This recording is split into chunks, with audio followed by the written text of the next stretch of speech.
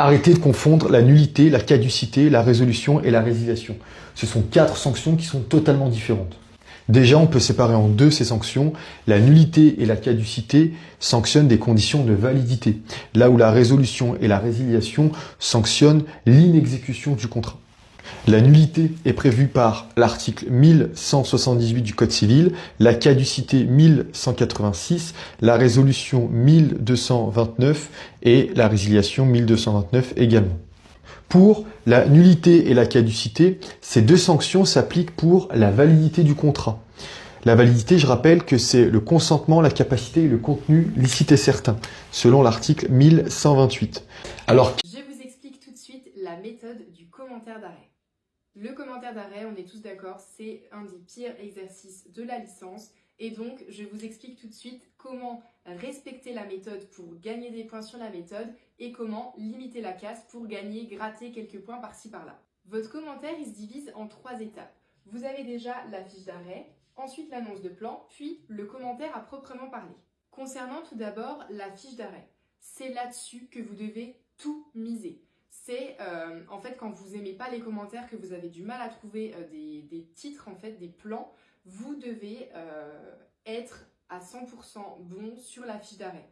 J'ai déjà fait une méthode concernant la fiche d'arrêt à proprement. Je vous explique tout de suite ce qu'il se passe quand la Cour de cassation casse et annule l'arrêt de la Cour d'appel. Ce qu'il faut tout d'abord noter, c'est qu'il existe 3 types d'arrêts de cassation. La cassation avec renvoi, la cassation sans renvoi et la cassation partielle. Déjà, on va refaire une petite mise en situation. Rappelez-vous, vous étiez devant le tribunal, vous n'étiez pas content, vous avez interjeté appel. Vous n'êtes toujours pas content de la décision de la Cour d'appel, donc vous formez un pourvoi en cassation. On a déjà vu que la Cour de cassation, elle peut rendre 2 types de décisions. Soit elle casse et annule l'arrêt rendu par la Cour d'appel, soit elle rejette. Donc là, on va parler uniquement de la situation dans laquelle elle casse et annule l'arrêt. Ça veut dire qu'elle donne tort à la Cour d'appel et raison au demandeur. Je vous explique tout de suite ce que ça veut dire quand un jugement est rendu en premier et dernier ressort. Dans un premier temps, je vais vous montrer le schéma classique. Quand vous allez devant un juge, vous allez d'abord devant le premier degré, ce qu'on appelle le tribunal. Le tribunal va rendre un jugement. Si vous n'êtes pas content de ce jugement, vous pouvez interjeter appel. Dans ce cas-là, vous vous retrouvez au deuxième degré, devant la cour d'appel. Et si vous n'êtes toujours pas content de cette décision, à certaines conditions, vous pouvez former un pourvoi et donc aller devant la juridiction suprême, donc le Conseil d'État ou la Cour de cassation.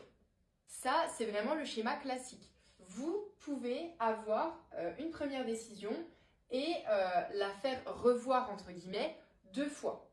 Dans ce cas, on dit que le